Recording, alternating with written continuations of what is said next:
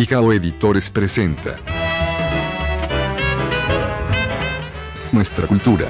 ¿Qué tal? Bienvenidos a Nuestra Cultura TV, este programa que semanalmente desde Pijao Editores llevamos hasta sus casas. Esta vez tenemos un invitado internacional y es un tolimense del Tolima Grande que hizo parte de varios grupos culturales en Ibagué, pero que se fue hace más de 40 años del país. Es su primera aparición en público y por eso nos ha pedido hacerlo rodeado de su familia desde Perú, Humberto Villa Macías. Bueno, yo nací en Neiva el 22 de julio. Nosotros vivíamos en una población cercana que se llama Algeciras. Yo estudié allí en la escuela pública los primeros y segundo años de primaria. Al finalizar el segundo año de primaria se incrementó la violencia y nos tuvimos que salir con mi familia. Fuimos de las primeras oleadas de desplazados en la década del 60. Los primeros desplazados que salimos en la madrugada, a las 1 de la mañana, en un camión de carga, con todas las cosas. Los recuerdos de infancia son simples, era una escuela rural, yo iba caminando de mi casa a la escuela, el pueblo era pequeño. Lo que siempre recuerdo es que pasábamos en el trayecto para ir a la escuela, pasábamos por el cementerio y encontrábamos todos los días cadáveres sobre la carretera o en una pequeña cuneta que había para entrar al cementerio, y también pasábamos por el correo. En esa época la oficina del correo era una oficina pequeña y había a algún costado de la puerta de entrada del correo una pizarra pequeña donde ponían los nombres escritos a máquina de las cartas que llegaban para las personas que se acercaran a recoger, porque no había cartero que llevara las cartas al correo, a la casa. Y una de las sorpresas que nos encontrábamos siempre cuando pasábamos caminando hacia la escuela es que en la lista de correos, de la tablilla de correos, en algunos casos les ponían una X porque ya habían recogido la carta y en otros le ponían una cruz porque había fallecido y no recogía la carta. A todos los salones, a los 4 o 5 salones que habían, porque había solo primaria, nos pidieron que hiciéramos un jardín frente al salón. Y recuerdo que los que estaban en quinto de primaria se fueron al cementerio y recogieron huesos y hicieron los bordes del jardín con huesos que trajeron del cementerio. Esto generó un pequeño malestar. El director de la escuela les ordenó que sacaran los huesos por botellas, devolvieran los huesos a donde habían traído. Por supuesto que nunca se acordaron de dónde los habían sacado y los tiraron a la fosa común. Mi padre lo detuvieron 3 días. Al cuarto día le hicieron cavar la fosa y cuando estaba al borde de la fosa hicieron el intento falso de asesinarlo. Estaba vinculado a los movimientos políticos. Yo conocí en mi casa los mimiógrafos manuales, porque en las noches se imprimían volantes que se repartían. Él salió del pueblo, se vino a trabajar a Ibagué, y específicamente de Ibagué a Honda. Quedamos solos con mi madre.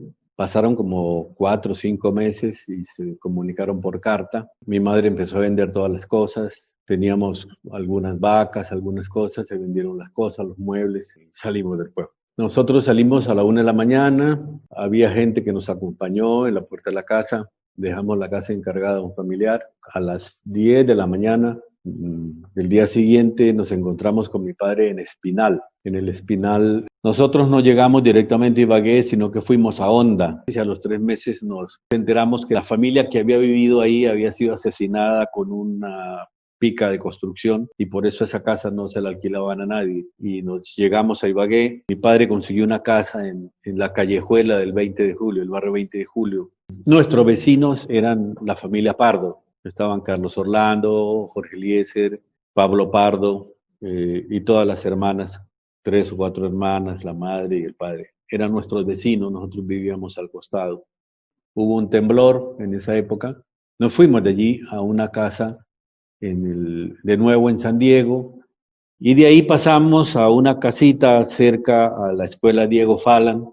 Y yo estudiaba en esa escuela Diego Falan y Carlos Orlando Pardo era mi profesor en tercero de primaria. Terminé en la primaria en la escuela José María Córdoba y luego empecé a estudiar la secundaria en un colegio particular Ahí conocí a Floriberto Cardona, que fue mi amigo desde entonces hasta ahora. Yo salí de Ibagué. Ya había yo integrado el grupo Pijao, que habían conformado los hermanos Pardo, Carlos Orlando y Jorge Eliezer. Bueno, yo era el menor del grupo. Yo fui el estudiante número uno del salón desde primero de primaria a quinto de primaria, ¿no? En secundaria, en esa época, había un curso que se llamaba los talleres literarios y culturales los días viernes, y yo fui seleccionado para dirigir el taller literario y cultural de los días viernes. Y luego en tercer año de secundaria, justamente Carlos Orlando, que enseñaba en un colegio público, el Externado creo, organizó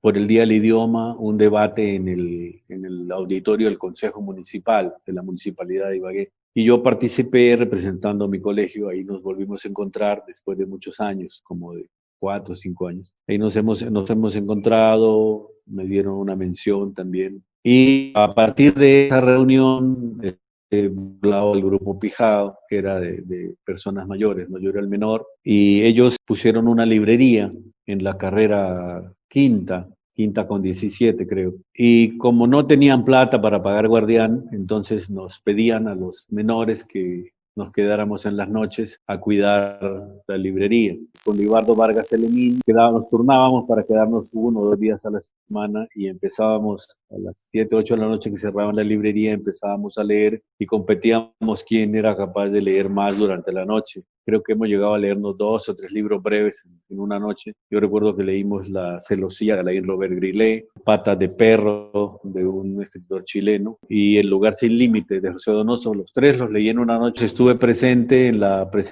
cuando se presentó el libro Las primeras palabras de Carlos Orlando y Jorge Eliezer. Estuve presente en las conferencias que dictó Héctor Sánchez en el Salón del Banco de la República, en la Plaza Murillo Toro, pero también participaba de un grupo que tenía el Roberto Ruiz Rojas, y también escribía en una publicación que él tenía que se llamaba Narrativa. Era un plegable en el que publicamos con Humberto Cárdenas Mota, que era parte del grupo. Nuestro primer relato era la historia que le grabamos en una servilleta en un restaurante a un soldado que había sobrevivido a un enfrentamiento en Marquetalia. Esa historia, que era la historia del soldado desconocido, así se titulaba, la publicó Roberto Ruiz. Participábamos de un grupo de teatro, hicimos un grupo de teatro. Yo estuve trabajando en la librería universitaria que había durante un tiempo, que tenía el ingeniero Gonzalo Palomino. Ahí trabajé 1 año. La actividad política era muy intensa. Humberto Cárdenas Mota fue detenido, se desintegró el grupo que teníamos nosotros. Yo salí de allí, fui a Bogotá. En esa época le había mostrado a Carlos Orlando algunas anotaciones de un libro de relatos que estaba haciendo, que nunca terminé. En Bogotá encontré con Jesús Bejarano, el historiador, y él me llevó a la librería Torre de Babel. Ahí empecé a trabajar. Ahí empezaron a escribir una gaceta que se llamaba Libros, que publicaba la editorial Pluma. Yo escribí allí columnas todos los meses. Escribí justamente una nota sobre la muerte de Roberto Ruiz Rojas, el hermano de Hugo Ruiz. En la Librería Nacional aproveché para leer mucho porque en esa época se utilizaba el Cardex, no había computadoras. Las fichas Cardex era donde se anotaba la entrada y salida de mercaderías y la existencia. Como era rápido para la lectura, encargaron el Cardex mientras bajaban los vendedores y decían se necesita tal libro de tal autor, y yo lo ubicaba en el Cardex y en la estantería. Quedaban espacios de 15, 20 minutos, a veces 1 hora, y yo aprovechaba para tener siempre un libro a la mano e irlo leyendo de a poco durante el día. En los 2 años que trabajé ahí leí muchísimo, ¿no? Y a veces me quedaba hasta a 10, 11 de la noche. Luego postulé para ingresar a la librería Buchholz. Me aceptaron, pero ocurrieron algunos eventos de orden político y yo tuve que salir de la ciudad, que era una librería que publicaba la revista Eco, que dirigía Gustavo Cobo Borda. Me vinculé a varios grupos culturales, particularmente un grupo que promovía la editorial Pluma y la librería Torre Babel. Luego llegó un grupo de argentinos de la Cuarta Internacional, todos trotskistas, que impulsaban la editorial Pluma, y allí con Darío Jaramillo Agudelo participábamos y hacíamos la Gaceta Libros. También estaba en esa época, en esa Gaceta Libros, Humberto Valverde. Y Carlos Orlando, una vez que nos encontramos azarosamente en Bogotá, me llevó al tercer piso, donde el escritor Soto Aparicio escribía los guiones para las telenovelas en papel stencil. Las mimeografiaba y las repartía para que al día siguiente grabaran los episodios. Estuve vinculado a un grupo de la Universidad Nacional que debatía ciencias sociales. Había una radio al sur, que se llamaba Radio al Sur, en el sur de Bogotá. Hicimos ahí un programa también cultural e intentamos también hacer un grupo de teatro en la Candelaria. Trabajamos en el sur antiguo y en el sur nuevo, porque hay la ciudad antigua con los sindicatos eléctricos y con los sindicatos de obreros de la empresa de agua potable. Trabajamos en actividades sociales y políticas. Hubo muchas circunstancias internas, políticas y externas que me obligaron a salir del país, y salí del país y aparecí en la frontera con Ecuador al día siguiente. Pasé por Perú, de largo, Chile, casi 3 años. Estuvimos haciendo trabajo político y cultural con un grupo de la Universidad Católica. Allí conocí a Nicanor Parra, el gran poeta Nicanor Parra, autor de los antipoemas, y yo lo estuve buscando porque él tenía un antipoema que siempre me llamó la atención. Decía, USA, donde la libertad es una estatua. Hice una larga entrevista con Nicanor Parra y fuimos amigos. De esa amistad y de esas conversaciones hice un texto y una entrevista larga, que es casi un libro aparte, porque son como 40, 50 páginas, que nunca la publiqué, la tengo ahí, no pensaba publicarla. Algo hemos hablado con Carlos Orlando de ver qué se puede hacer con eso. Nuestra cultura. Quiero mandar un saludo gigante a toda la gente que está enganchada con Nuestra Cultura TV. Gracias por este espacio maravilloso, gracias por resaltar el talento tolimense. Somos muchos y amamos nuestra tierra, así que gracias por esto. He visto que me han mandado por WhatsApp y he visto los cortes de presentaciones de los artistas, de los escritores, de los pintores, de todo lo que tiene que ver con la cultura, y me parece muy interesante eso, muy bueno. Eso nos ayuda mucho a promocionar lo que nosotros hacemos. Nuestra cultura. La vida de Humberto Villa ha sido abrir puertas. Lo ha hecho desde la cultura, lo ha hecho desde la literatura, lo ha hecho desde el periodismo y ha pasado fronteras con esas actividades. Hoy es un importante periodista que tiene un medio reconocido en la zona amazónica del Perú y habló con nosotros, nos contó su historia y aquí continuamos con la segunda parte para ustedes. Y en Chile conocí también, tuve una entrevista con Jorge Edwards, el autor de Persona no grata y otros libros. Sobre eso hice una crónica que le envié en algún momento a Carlos Orlando. Pasé a Argentina, estuve en Uruguay, en Paraguay, Cochabamba y luego a La Paz. En La Paz estuve cerca del grupo San Ginés, que producía cine. Con lo que me quedaba de plata me subí a un tren, llegué a Arica, Chile. En Arica estuve cerca de la gente de un diario que se llama La Estrella de Arica. Hice una investigación, digo una investigación porque conseguí algunos datos nuevos sobre la presencia del pirata Francis Drake y acerca de una congregación que se llamaba la Hermandad de la Costa, que era la hermandad que habían dejado los piratas y tenían código, un lenguaje y se apoyaban entre ellos. Luego yo descubrí que la dictadura de Pinochet y los servicios de inteligencia habían utilizado los códigos de esa hermandad para comunicarse y espiar a políticos y a agrupaciones. Regresé a Perú, estuve en Arequipa un tiempo, volví a Lima. En Lima estuve vinculado a un diario, el diario La Tribuna, y luego estuve vinculado, que es actualmente el diario La República. Viajé a la zona amazónica del Perú, donde estoy ahora. Aquí me quedé hasta el momento, ¿no? Llevo 30 años viviendo acá. Decidí no retornar a la civilización de la costa, ni pensaba no volver a Colombia, ¿no? Me dediqué a escribir y a hacer mi vida aparte, un poco volteando la página hacia atrás. Es una ciudad especial. En esta casa escribí 5 libros, decidí fundar un periódico, hacer una editorial y hacer una actividad distinta, ajena, sin ningún contacto con los grupos que había tenido antes, tanto políticos o culturales.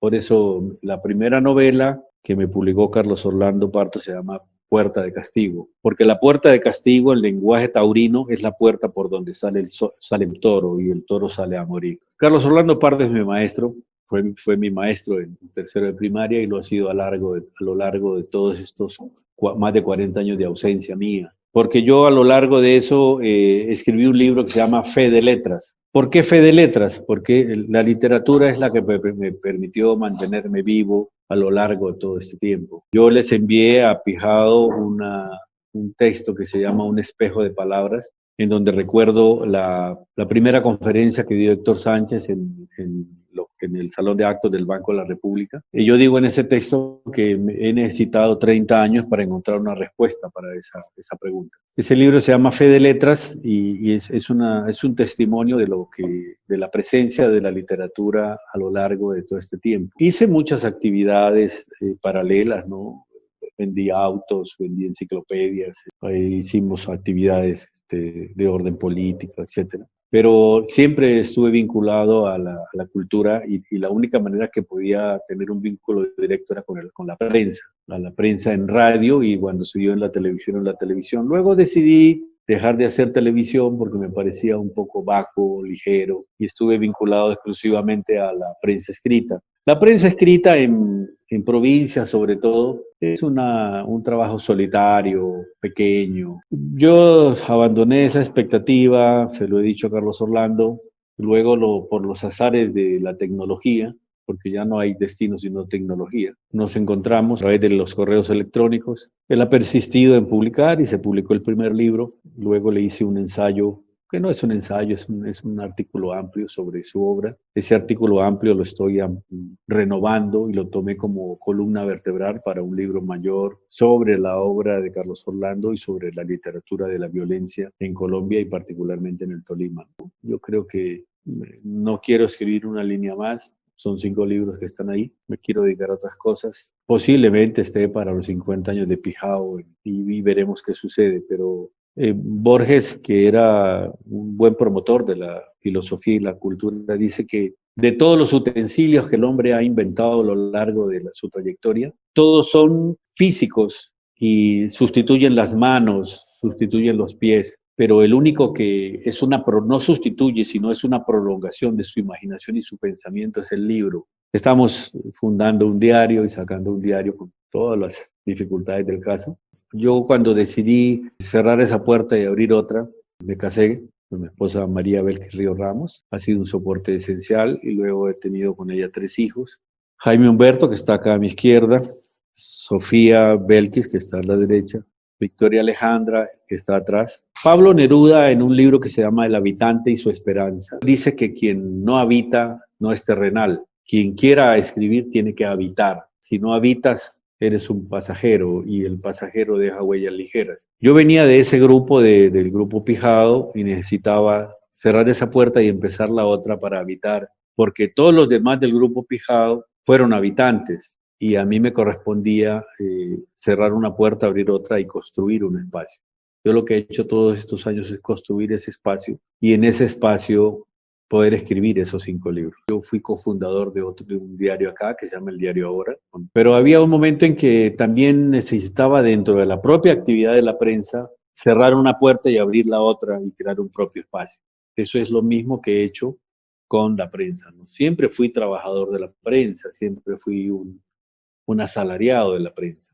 Podía tener cargos de editor o subdirector de noticiero. Siempre fui un aficionado al cine. Cuando estaba en Bogotá, en Torre de Babel, abrieron en la Cinemateca Distrital, que estaba en la 19 con séptima, un puesto de venta de libros. Se vendían solo libros de cine y aproveché para leer de prestado todos los libros que pude de cine, la historia del cine, de los autores del cine, de los géneros.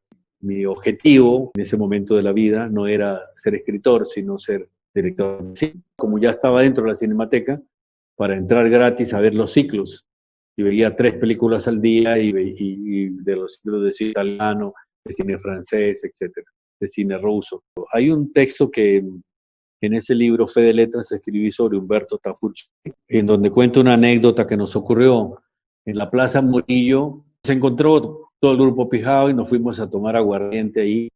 Y como a la medianoche nos dimos cuenta que no teníamos plata. Los que eran mayores salieron primero Charry me dijo, paisano, acompáñame. Entonces no salimos corriendo, sino caminando. Fuimos bajando por la carrera segunda hasta la casa de Eutiquio Leal, tocamos, no nos abrieron y en ese momento llegó el mesero que atendía el bar y con la policía nos detuvieron y nos llevaron a la comisaría. Y esa anécdota la reconstruyo en esa historia letras. Pero allí también Humberto Tafur Charry me contó la historia de La Tercera Ventana y él me dice que cuando estaba escribiendo su novela Tres puntos en la tierra, primero salía en la mañana y se asomaba por la ventana de su casa. Luego se iba a la casa del vecino y miraba su casa desde la casa del vecino. Y luego se iba a media cuadra más allá y miraba la casa del vecino y su casa desde la casa de un tercero, porque él desde ahí se podía ver distinto. Esa tercera visión de La Tercera Ventana es lo que está en ese libro. Y es un poco digamos que la visión que me marcó a mí, ¿no? Me permitió a lo largo de todos estos años buscar la sombra, buscar el anonimato y desde esa sombra, de ese anonimato, percibir y ver desde otra perspectiva los hechos y las cosas. Carlos Orlando es un hombre de un gran corazón, un hombre muy generoso y un promotor cultural increíble. Yo estimo, y lo digo en el ensayo, que es la voz narrativa más sólida que tiene Colombia en este momento. Lamentablemente, creo que le ha faltado una estrategia cultural que le permita proyectarse al escenario internacional, porque su novela Lolita Golondrinas puede ser leída perfectamente en Argentina o en México. Igual sucede con Verónica Resucitada, que es una novela totalizadora. Tuvo la gentileza de publicar el libro y tuvo la gentileza de inventarse la excusa de que su hija Paula tenía que venir a Perú, tenía que venir a Lima. Hemos conversado, fuimos a tomar un café. A través de Jackie me pidió que hiciera un artículo, un ensayo sobre su obra. Me obligó a leer todos sus libros y al revisar toda esa época a reencontrarme con una época. Entonces yo creo que esa puerta ya se cerró y que el reencuentro ahora con Pijao es a partir de los recuerdos y en otro escenario. Creo que en ese concepto, en esa conceptualización, Carlos Orlando se ha demarcado desde el comienzo, porque él no es un escritor de la violencia en el concepto testimonial que se le quiere dar a ese fenómeno, sino es un escritor que a partir de los temas que él tiene, que son la mujer, el amor, las pequeñas historias, ha logrado un universo y un lenguaje totalizadores y más universales, menos enfocados hacia adentro, sino más hacia afuera. Pero evidentemente su labor es una labor trascendente, ¿no? Estamos ya con mi familia, con mi esposa y mis hijos haciendo el semanario y el diario. La idea ya no es una cuestión romántica, sino empresarial. Queremos darle sostenibilidad y la tecnología justamente es lo que hace posible que se haga este esfuerzo de un diario y de un semanario en una zona pequeña y distante. Ese es el proyecto a corto plazo, ¿no? Digamos que a mediano plazo es estar en los 50 años de Pijao, que me ha invitado Carlos Orlando, me ha pedido un libro para publicarlo dentro de los 50 libros que van a publicar. Y una de las cosas que quisiera hacer y que estamos conversando con la familia es recalar una temporada allá, ¿no? Tuve una visión crítica de las cosas, eso me generó algunos distanciamientos en esa época y también ahora. Lo que he procurado mantener con Carlos Orlando, digamos que continuar esa antigua comunicación del profesor de esa época ahora, ¿no? Luego ya con nuevos elementos, una perspectiva distinta, ¿no? Yo diría que lo que les hace falta nos hace falta, porque tendría que incluirme, es una perspectiva un poco más latinoamericana, menos de provincia y de región. Nuestra cultura. Que los felicito, que los animo para seguir con este gran proyecto. Es una excelente iniciativa y pues hasta el momento es la primera que veo que se hace de esta manera, que le da la oportunidad a los artistas de hablar de sus experiencias, de sus vidas, de cómo han logrado lo que han logrado, y un gran aplauso para Nuestra Cultura TV. Nuestra cultura. Gracias por acompañarnos en un nuevo capítulo de Nuestra Cultura TV. No olviden suscribirse a nuestro canal de YouTube, seguirnos en Facebook, dejarnos sus comentarios. Y estamos en contacto hasta la próxima semana con un nuevo invitado y un nuevo programa de Nuestra Cultura TV.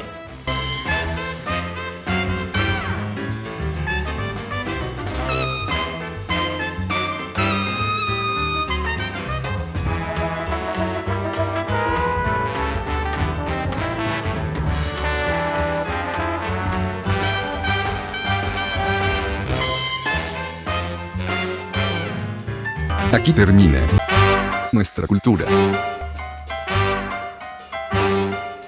Nuestra cultura.